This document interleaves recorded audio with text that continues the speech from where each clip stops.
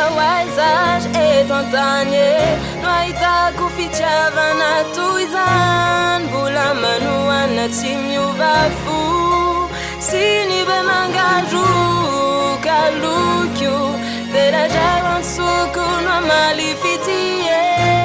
zay aman-dreny nay miteny ka omeko asiny ombe fadirana dia nisy ho azy ro tabataba noraisiko hoe vazafaza foana trany amin'ny fahasaza vazafaza matezitra manakorotana fatra traiky mory etsikorotana tokorotana amin'ny fonoanatra rehefa mitifiriko tsara tsaina hoe raha sazo amolom-ba olona mitondra olona ao anatin'ny kibo dia mba ahoana ngamba ny saiko nandresy lahatra ny foko amoifoka raha mbola vorony akama aleo ihany mifampitona hoe la io toy ny zava-maniry sy tsiry ratsy nitondratondrana tamin'ny alalan'ny fikolokoloana tero radary nanome fahalalana nalana ny lahy tamin'ny tontolon'ny fahampatona ka esoroko ny satroko fenoko fitie arahako fanajana sy fisaorana amin'ny raity rampangatsiahany raisy rendro vaty mafana tety saina tolotro mpisopatra milaza fatsy ty aiza eto an-tany mahitako fitiavana toy izany, mbola manohana tsy miova fo sy ny be mangaroka lokio tena zay ansoko no amaly fitie zay aman-dreny nay miteny ka omeko asiny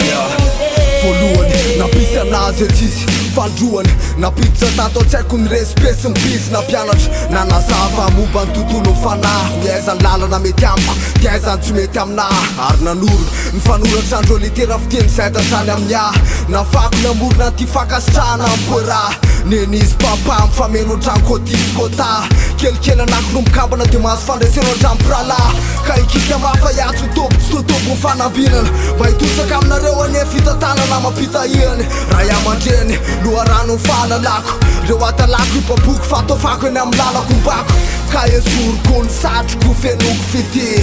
arahako fanajana sy fisaorana amin'ny raity no ampangatsiahany raisy renindreo faty mafana tety zay natolotro ny mpisopatra milaza fatsy ty aiza eto an-tany no ahitako fitiavana toy izany, mbola manohana tsy miova fo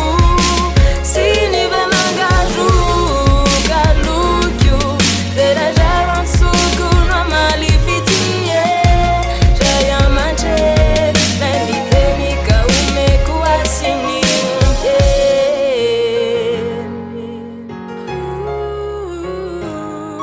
soratreny ho an'le nampianatra nanoratra teny ho an'le nampiteny aha kalokalo ho an'le nikolokolo le siritsany ya 7 sy 10 amby 2 arivo